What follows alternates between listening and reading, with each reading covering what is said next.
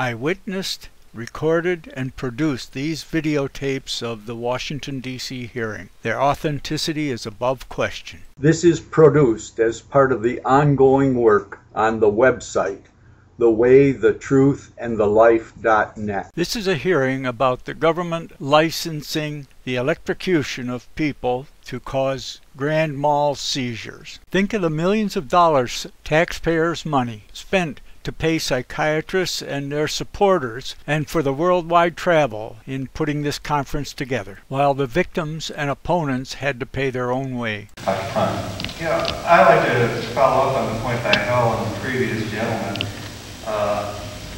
in that some depressions that do not meet the criteria for endogenous depression can be every bit as severe as endogenous depressions, including risk of suicide and severe incapacitation.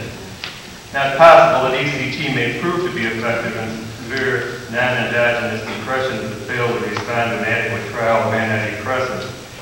In the statement, this possibility should not be excluded, and should the suggestion be made that ECT would not be effective for them.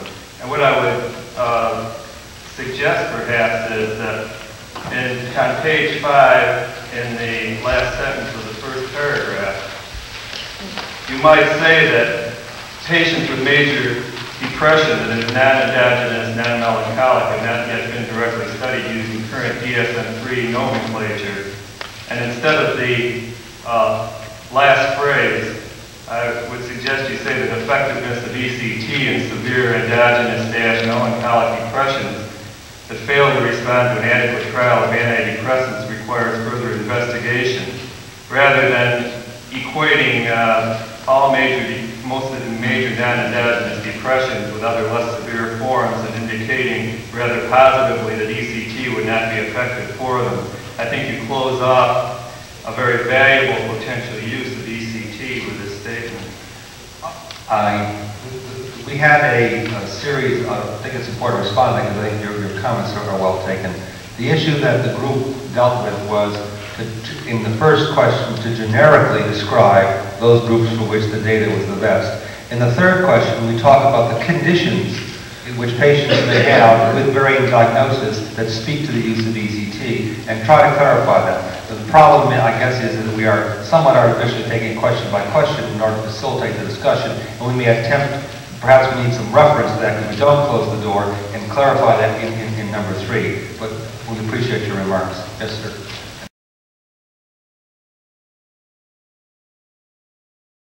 One electroshock treatment can equal the energy of 3 pistol shots to the head. Dr. Rose accepted 2 pieces of literature for reference. I hope and might make copies available for the panel. We're talking about having a police factor information on the device and what we're using. And the one copy is the Thymatron, the brochure on a single sheet handout on a Thymatron pulse ECT device, and in there it shows the physical characteristics. The other, and pardon me for the emotional content of it, I also included a current Winchester ammunition catalog because it shows the energy with which the bullets have. Now that's emotional, and I don't really want to bring that up. But running this machine at its maximum brings 201 joules of energy. That is 148 foot-pounds. If you're interested in actually understanding, like the truth in lending, what they're talking about, 1 joule is 0.07376 foot-pounds.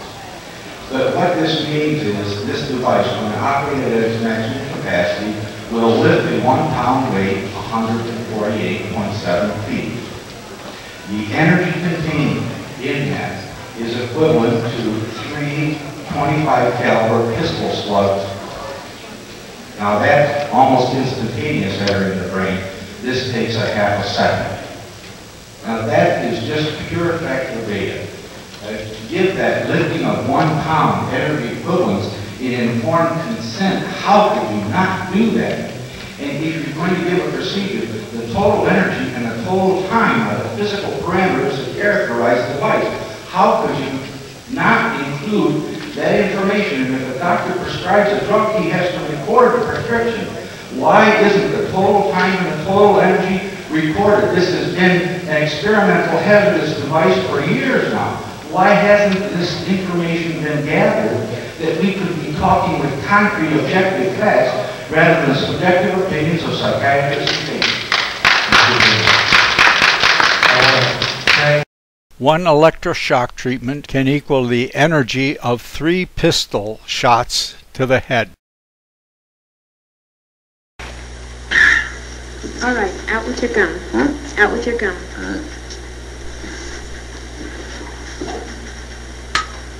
Okay, this won't hurt. It'll be over in just a moment. What's that? Conductant. Oh, dab will do you. Right, Mr. Jackson. Open your mouth. What's that? This will keep you from biting your tongue. Well, Now just bite down on it. so. That's right. Just bite down. Now bite down on it. Good. Are you ready? Ready.